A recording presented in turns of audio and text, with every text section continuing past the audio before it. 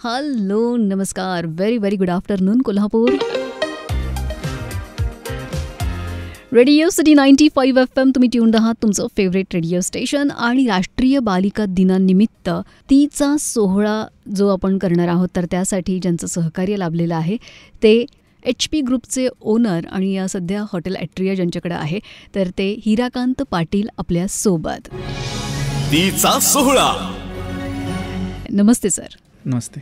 Radio सिटीमध्ये खूप खूप स्वागत आहे तुमचं. Thank you so much. सो मला ऐकायला खूप उत्सुकता आहे की जेव्हा मी तुमच्याशी पहिल्यांदा बोलले आणि म्हणाले की तिचा सोहळा असं आपण करतोय राष्ट्रीय बालिका दिनानिमित्त एक सोहळा, तर कसं वाटलं तुम्हाला तो इनिशिएटिव्ह ऐकून?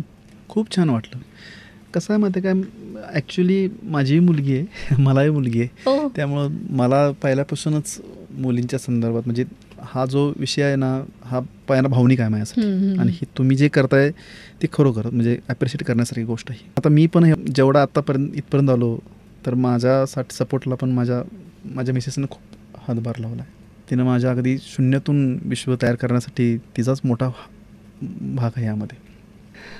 त्यामुळे मला वाटलं की बाबा नाही बाबा, आपण ह्यात पार्टिसिपेट खरंच व्हायला पाहिजे, कारण का हा एक माझ्या दृष्टिकोनातून माझ्यासाठी महत्त्वाचा विषय आहे. सर, तुमच्या आयुष्यामध्ये अशा महत्त्वाच्या स्त्रिया कोण आहेत बरं? माझ्या आता आयुष्यामध्ये तर माझ्या सगळ्यात पहिली म्हणजे माझी मिसेस स्मिता, त्यानंतर माझी मुलगी आता ती आदिती. ह्या सोडल्यानंतर ना आता जेवढ्या माझ्याबरोबर ज्या काम करणारे सगळेच, म्हणजे साध्या हाऊसकीपिंगपासून आता वरती HR डिपार्टमेंटपर्यंत सगळ्या ज्या आहेत, ते जेवढ्या खांद्याला खांदा लावून काम करतात, त्या सगळ्या स्त्रिया जेवढ्या आहेत त्या सगळ्यांचा हातभार आहे माझ्या आयुष्यामध्ये. क्या बात आहे. आणि पॅरेंट्स तर असतीलच. हो हो, आई वडील माझे लहानपणीच असतानाच गेले, त्यामुळे पॅरेंट्सचं तसं बघायला गेलं तर त्यांचा सहवास मला खूप कमी मिळाला. किती वर्षाचे होतात तुम्ही? मी वडील गेले त्यावेळी मला वाटतं 2 महिन्याचं असेल. हां, म्हणजे मला खूपच आणखीन ॲक्च्युली खूप इन्स्पायर करणारी गोष्ट तुमच्या लाईफबद्दल वाटते आहे की हा एकट्याचा प्रवास मी इतका मोठा विस्तारित केलेला आहे, माइलस्टोन क्रिएट केलेला आहे हॉटेल ॲट्रियाच्या माध्यमातून आणि तुमच्या HP ग्रुपच्या माध्यमातून. तो ही जर्नी काय होती बरं? मग HP ग्रुप ॲक्च्युली आपलं काम काय करतं की मॅनेजमेंटमध्ये आमचं HP ग्रुप खूप मोठा आहे.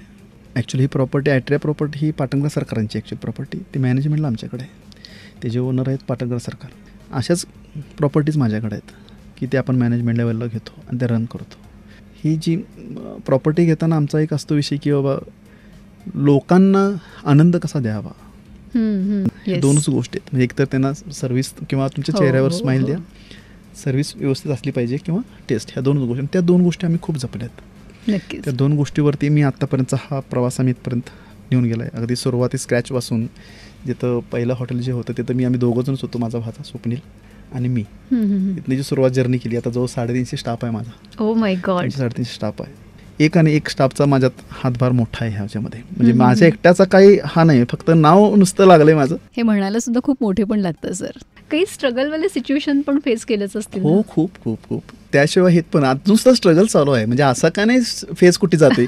स्ट्रगल हे आयुष्यभर आहे आणि इथनं पुढंही राहणार. म्हणजे का स्ट्रगल हा पार्ट माझ्या आयुष्यामध्ये काय स्ट्रगल म्हणलेला नाही आहे, ॲक्च्युली तो एन्जॉय करतच हवं पुढं. त्याला स्ट्रगल का म्हणायचं नाही, त्यातनं मार्क काढत पुढं जाणं हाच लय मोठा पार्ट आहे. क्या बात आहे.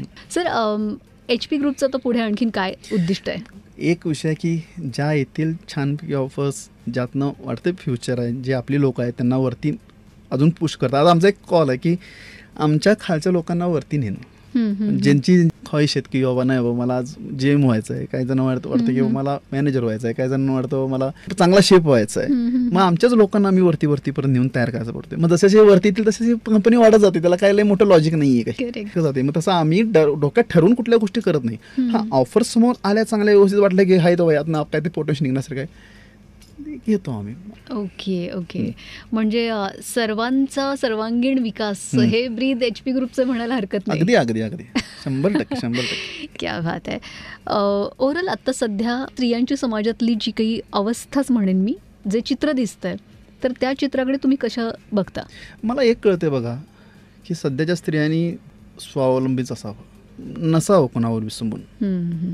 स्वतःच्या मनगटावरच विश्वास ठेवावा त्यांनी, कारण का प्रत्येक गोष्ट प्रत्येक वेळी साथ देत नसते कधी. बरोबर. त्यामुळे मला नाही वाटत की स्त्रियांनी स्वतःला कुठंतरी कमजोर समजावं स्वतःला, अजिबात नाही. वा. आणि मल्टीटास्कर असतात हो स्त्रिया ना, म्हणायला हरकत 100% नाही. 100%. मला असं वाटतं की ही जी नवीन स्त्री जन्माला येणारी स्त्री आहे आणि तिच्यावरच ज्यांनी कुटुंब थांबवलेलं आहे तो त्या जन्माचा सोहळा आपण करतो आणि त्यासाठी तुमच्यासारख्यांचं सहकार्य मिळतंय ही खरंच खूप मोठी बाब आहे माझ्यासाठी आणि रेडिओ सिटीसाठी सुद्धा. Thank you thank you sir, thank you. खूप छान वाटलं. तुमची जर्नी खरंच खूप इन्स्पायर करणारी आहे, अनेकांना इन्स्पायर करणारी आहे. स्त्रियांप्रती तुमचा असणारा जो दृष्टिकोन आहे तो तर खरंच खूप वाखाणण्यासारखा आहे. So once again thank you so much. So much ma'am. Thank you.